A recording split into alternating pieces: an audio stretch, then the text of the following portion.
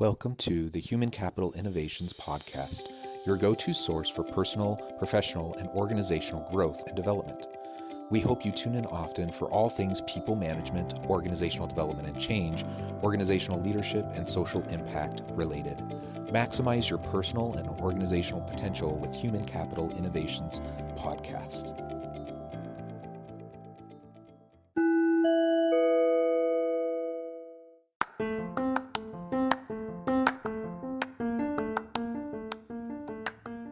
Welcome to the Human Capital Innovations Podcast. In this HCI podcast episode, I talk with Ambrose Blowfield about aligning core values with the way you operate your business.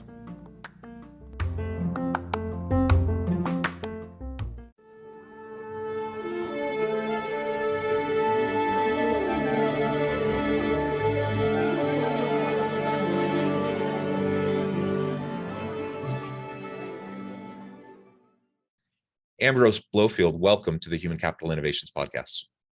Thank you so much, Jonathan. It's a privilege to be with you. Yeah, I'm super excited to have a nice conversation. And thank you so much for waking up in the wee hours of the morning. You're joining us from Auckland, New Zealand, and I'm here in Utah in the US. I love New Zealand. We were talking a little bit about this in the pre-interview. I've been there a handful of times, and it's just such a beautiful place.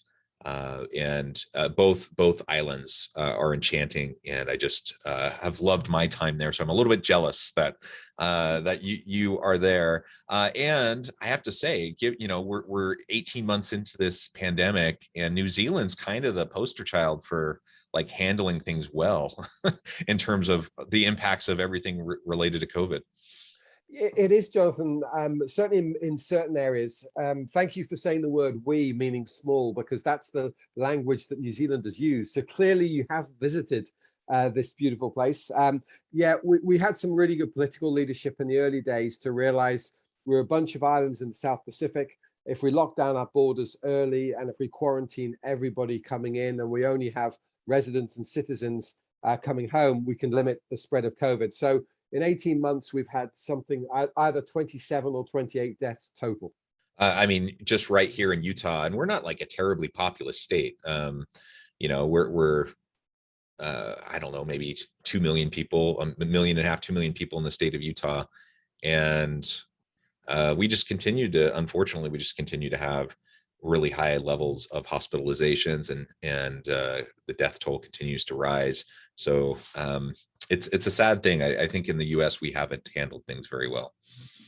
Yeah, it's interesting, and maybe we'll get to this as well. It was a good demonstration of really clear leadership by our Prime Minister 18 months ago. And I think this is one key lesson I've shared with my clients around the world, is that she did explain why she was locking us down. And so it was really, really simple. As you know from New Zealand culture, family is really at the heart of a lot of the culture of New Zealand. Everything's about family.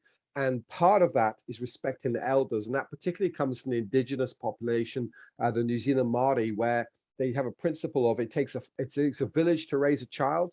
So similar to a lot of European countries around the Mediterranean, or a lot of Hispanic countries, actually, in Far East countries, where 3 generations work closely together.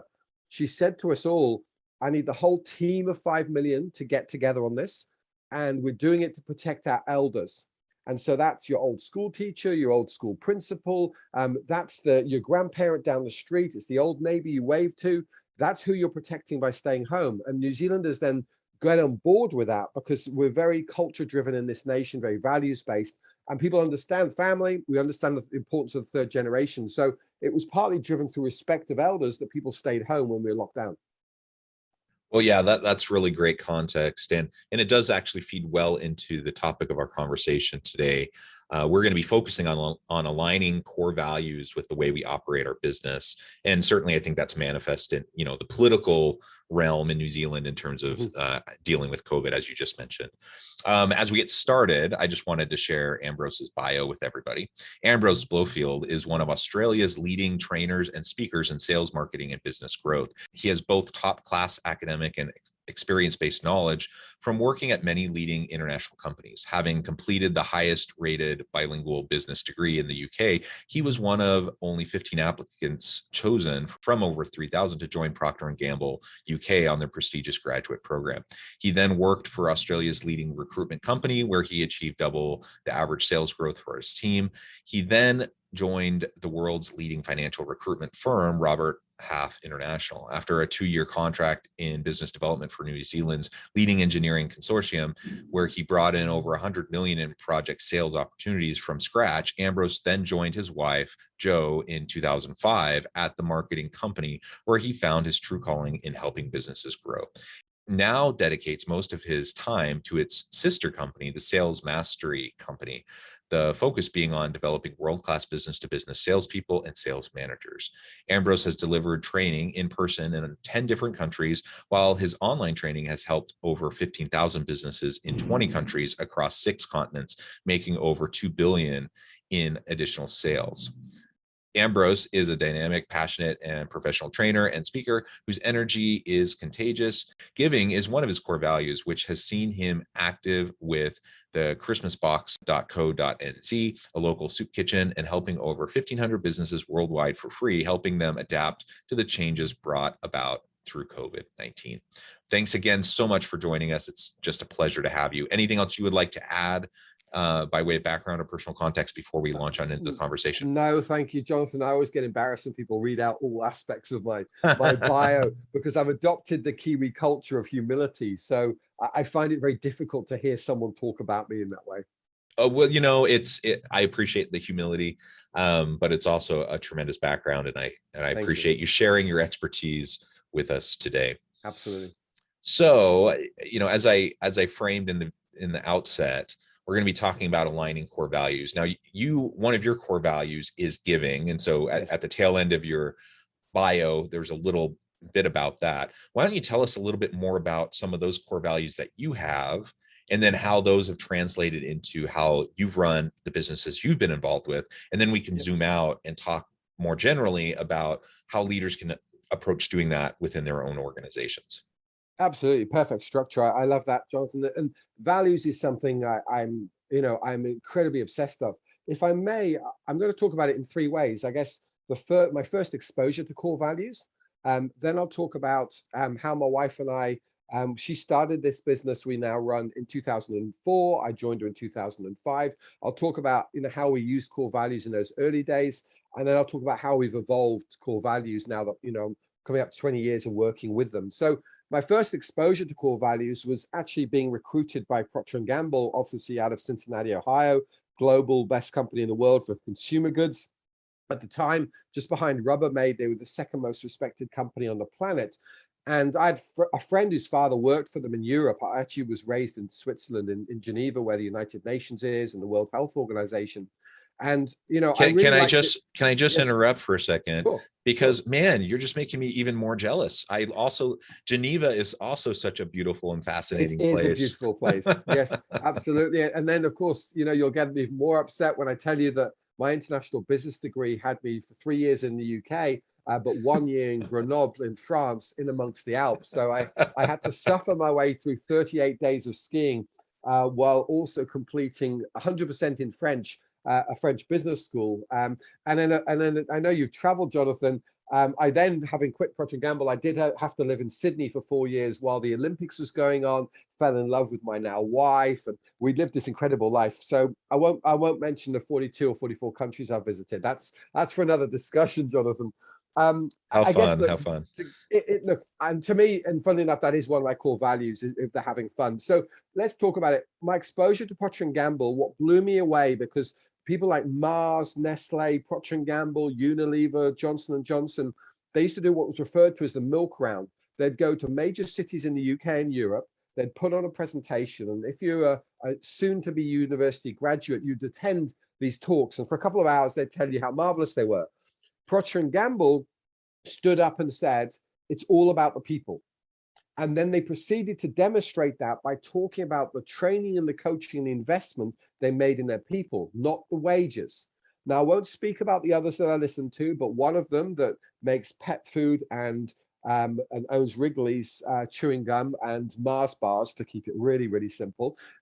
Those people stood up and they said, we're all about the money. You'll join us, we'll pay you more money than anybody else, and how dare anyone else pay you more than us? In fact, if you bring us a job offer elsewhere, we will beat it. It almost sounded like a hardware store doing some sort of infomercial. And that doesn't appeal to me. To me, the people side and the people development, and that obviously I've built a business on that for nearly 20 years now, is developing people. And they had 7 core values. Now, I'm not going to read them out now because I've been gone 20 years from P&G, but the fact remains is those core values were the basis on which they recruited us. For example, we wanted to have people who could problem solve, what we now call in business critical thinking. So at the interview stage, they would ask you a competency-based question to see, could you align to their values in problem solving? They would say, Ambrose, tell me of a time when you had to solve a problem. And I might have talked about I remember backpacking through Europe when I was 17, and then my cousin and I got stuck, and we did this to overcome the problem with no money. And they went, great, so he can solve a problem. Right, tell me another time you've had an example. Oh, well, I remember studying in France for a year, and this came up, and this is what we did to solve the problem because we did a project for Renault motor vehicles. Oh, yeah, cool, got it. What else? And so what they were using the core values for was to say, if you're not aligned to these core values, you don't even join us. Now, that's something I've taken with me because a lot of our clients are more small to medium-sized businesses. So I often get to work with the business owner. And when they say to me, what's your number one principle around recruitment? And I go, don't hire anyone who's not going to be aligned to core values, because 2 outcomes are the only ones that will happen long-term. Either they will self-select out of your team and business, or you'll kick them out. And as I've said to people over many years, and as you mentioned, I've trained about 15,000 businesses now, it hasn't ever not been the case. If someone comes in who is not aligned to the core values, or someone who you inherit in your team doesn't align to those core values, you're not going to promote them because they don't exhibit the right behaviors. They will cut corners, and either they'll jump out or you'll kick them out. And it's absolutely non-negotiable. So, so that's, I guess, my exposure. Go ahead. Can we just, maybe it's implicit in what you're saying, but to make it really explicit, that is really harmful to organizations when you bring people in that don't fit with the core values. Now, whether you kick them out or they self-select out, regardless, that turnover is incredibly costly. It has negative impacts on the team dynamics and the productivity and the innovation of the organization. And so it's very smart that they took that approach in terms of hiring towards core values. And they saw perhaps sooner than was kind of typical. And nowadays, I think more people get the core values issue, whether or not they actually put it into practice or not. But Procter and Gamble kind of let out, right? In terms of really making that a key point. Mid-90s, right? So, I was exposed to them in the mid-90s because I'm old. For them to have had it so ingrained into it suggests that they had it in place for a decade or 2 before that. So I'm guessing that P&G, I could confidently say, by about the 80s, they'd kind of nailed it. Now, at that stage, keep in mind, they were, by the mid-80s, they were probably 130, 140 years old. So they'd learned their lessons. They were already in 190 countries. So they'd certainly developed over time, a little bit like your podcast is in over 100 countries. They'd done good and lived by that. And I guess they'd played around with it. The thing that I thought was amazing was when you did quarterly progress reviews or quarterly performance reviews with your manager and their manager, the nature of the structure of those was also aligned to the same 7 core values. So it was the case of you couldn't get in without them, but you couldn't stay without them because they wouldn't sit down and go, what's your knowledge? What's your GPS score? How many degrees have you got? That was to get through the door, to have a degree to get through the door. But the case was, we'll teach you what you need to know. We'll give you the skills, which they did. We'll give you the knowledge, but ultimately you need to bring your attitude and who you are as a person. And then we can shape you into what we need to shape you into. And I trusted that until my best friend moved to Sydney, or was about to move to Sydney, Australia via Auckland. And I thought, you know what? I've just got to go and live in Australasia. I'd fallen in love with people in this part of the world and the pace of life. So I aligned to my core values around fun and I've spent 20 years living in a place that's really fun.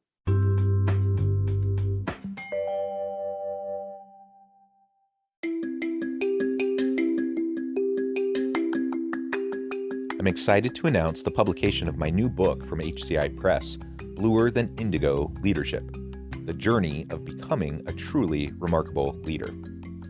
Early in my adult life, I learned about an Asian proverb that translates as bluer than indigo. If you think about the color indigo, it is a brilliant, deep, and vibrant blue, what some would call the bluest of blues. To have something that is bluer than indigo is rare and truly remarkable. Contrary to popular myth, there is no one-size-fits-all or cookie-cutter approach to effective leadership. There's no silver bullet, no secret sauce, no go-to model that will solve all of our problems. The truth is, great leaders have all had their unique strengths and flaws, and have all had to discover and then pave their own distinctive path in their life's journey to fulfill their leadership potential. Bluer than indigo leadership will help you discover your own path and explore those ordinary, everyday actions that will help you respond to an uncertain future and produce extraordinary results for individuals, teams, and organizations.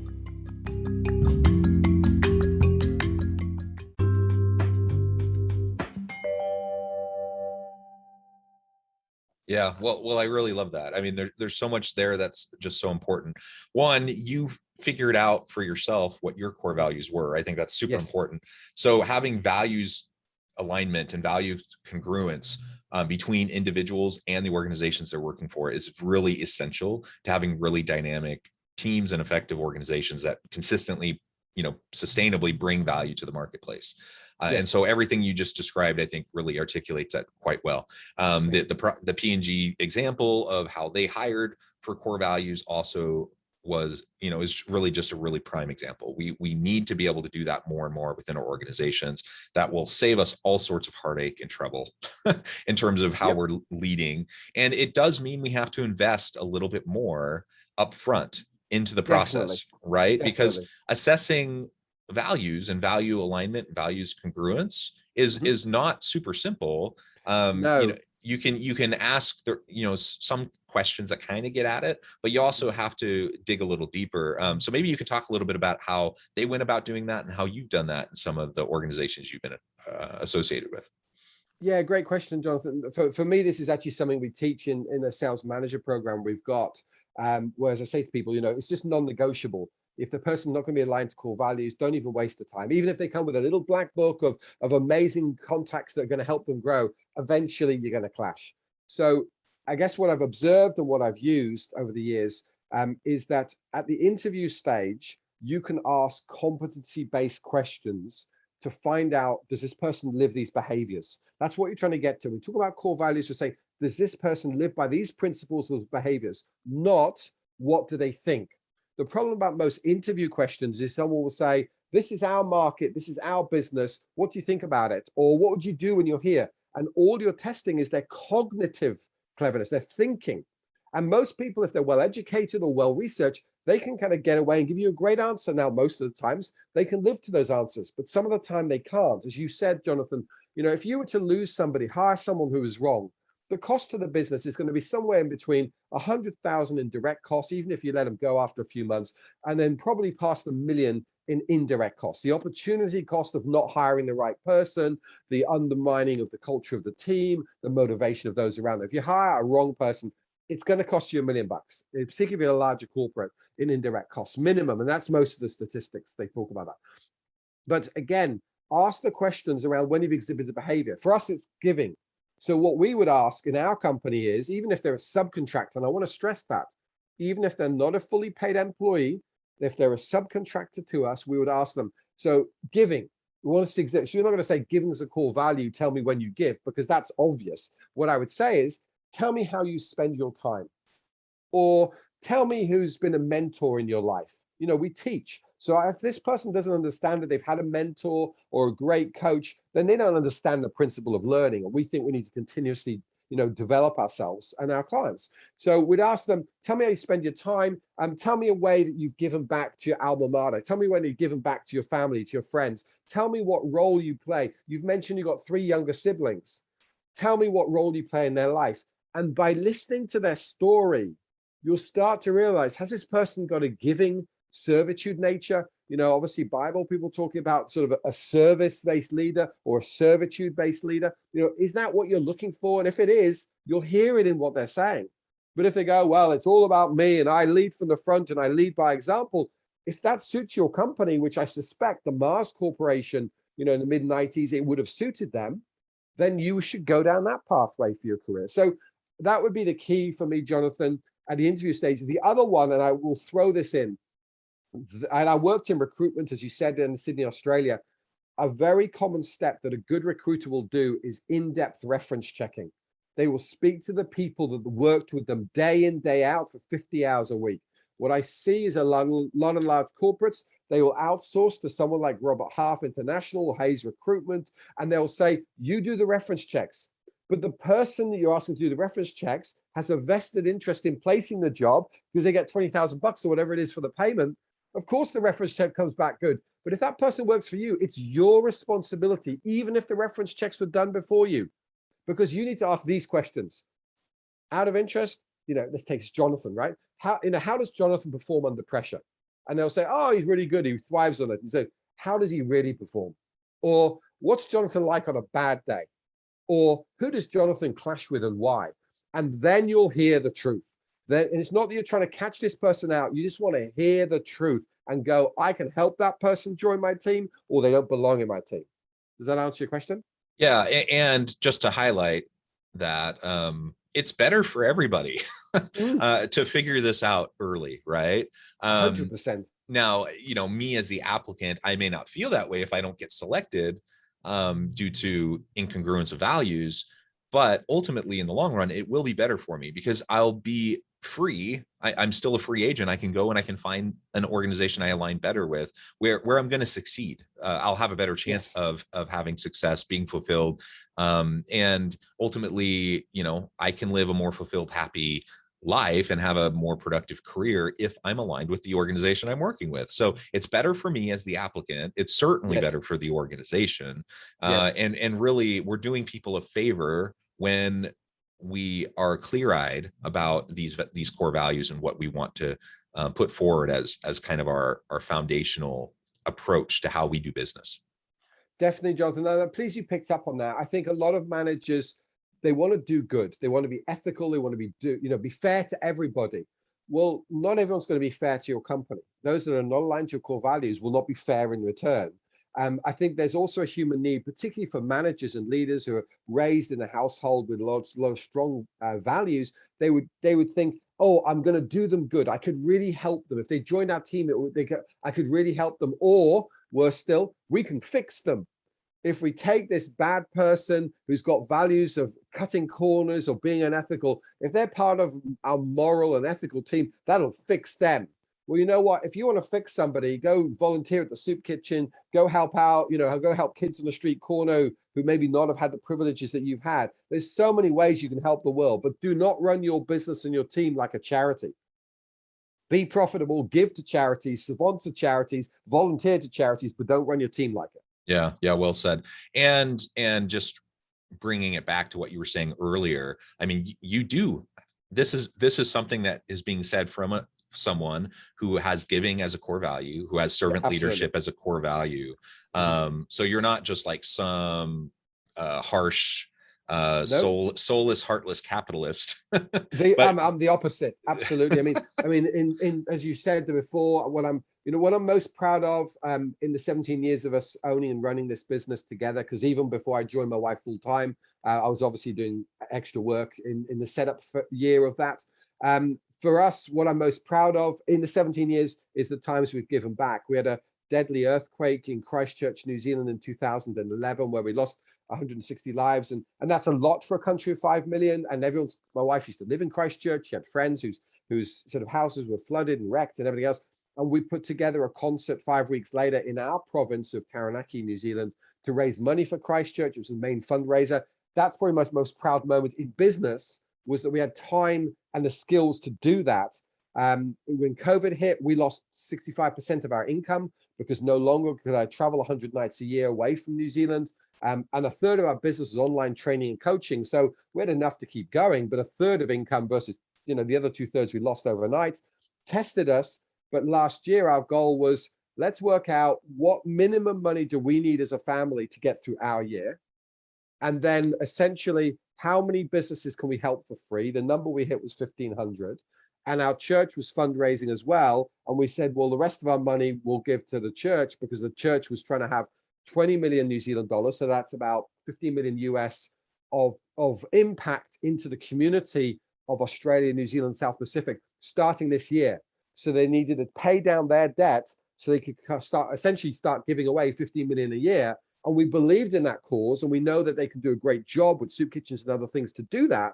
And so last year, even losing 2/3 of our income, we went back as a family, sat down our kids and went, kids, we've got skills. We can help people who can't afford help, to help them regrow their businesses so they can feed their families. We know how much we need to live, and we know what our church needs to raise. So if we just do those three things, and that was 9 months last year, it was one of the most enjoyable years with the least money in our bank account we've ever had.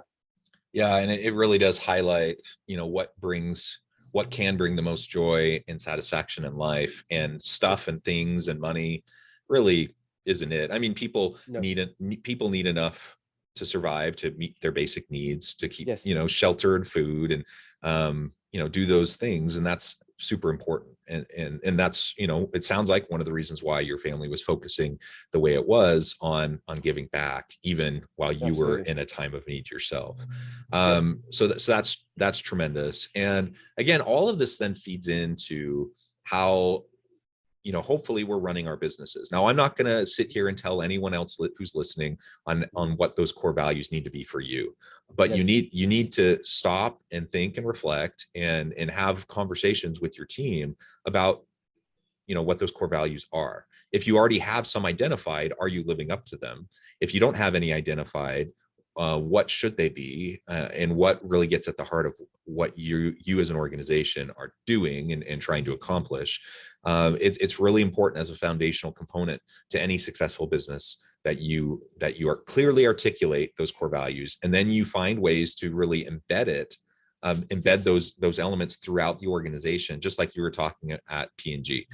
So vitally important. And then once you do that, then you're in a position to make it part of the hiring process, the process of performance reviews and giving people promotions, and within a matter of just not too long a time, in a matter of a few years, you can start to see pretty tremendous cultural change within your organization as the organization comes into alignment with those core values. That's 100% right. That's a really great summary, Jonathan. I wish we had a lecturer like you at university. Of the 4 years I spent at university, no one ever summarized organizational behavior and core values like you just did. That would have saved me probably 3 years of the 4, to be honest. So I take my hat off to you. That's a brilliant summary. I guess I would also comment, if I may, you can have organizational core values. So if you're a large corporation with say 1,000 or more workers, you can have organizational core values. And then your team can have adapted core values for your team. I spend my time mostly coaching sales directors and sales managers and salespeople. And obviously those people are quite vibrant, pretty results driven.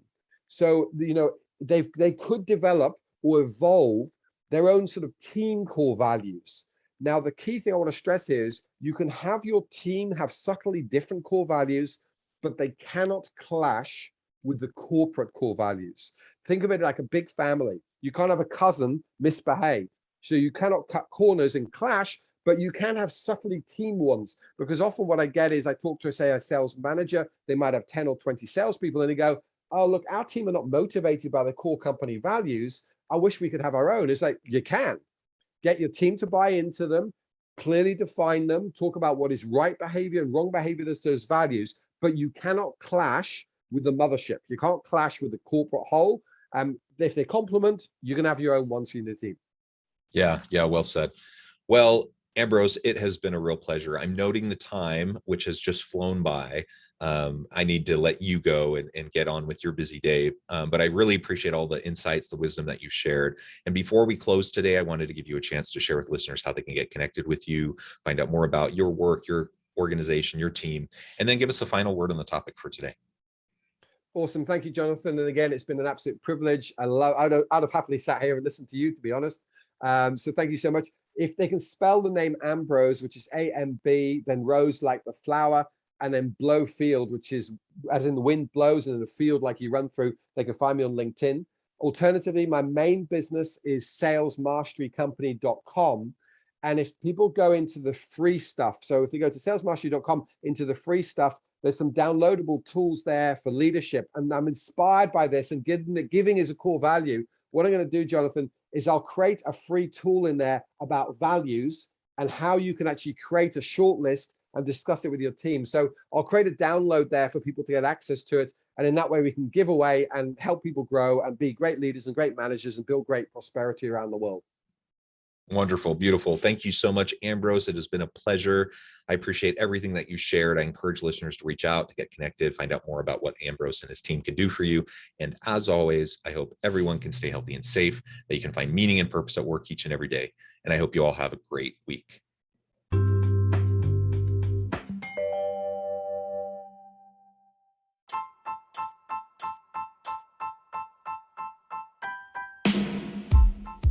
The alchemy of truly remarkable leadership.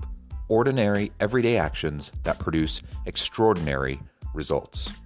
Consider how the nature of work has shifted over the past 50 years. With increased globalization, rapid technological advancement, and the shift in economic composition, the average job of today looks very different than the average job of 50 years ago. What will the jobs and organizations of tomorrow look like?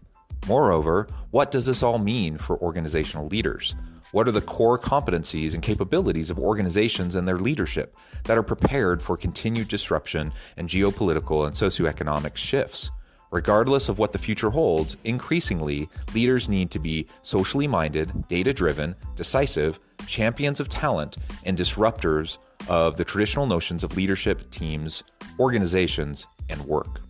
The alchemy of truly remarkable leadership will help you to explore your own leadership competencies and capabilities and consider ways to apply and implement them into your workplace and personal life.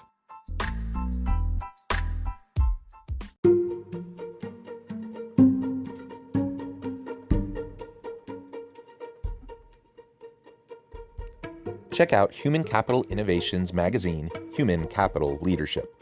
Human Capital Leadership is a free, interactive e-magazine with the mission to help individuals, leaders, and organizations find innovative approaches to maximize their human capital potential. We publish issues quarterly in August, November, February, and May. Take a look at the latest issue and let us know what you think.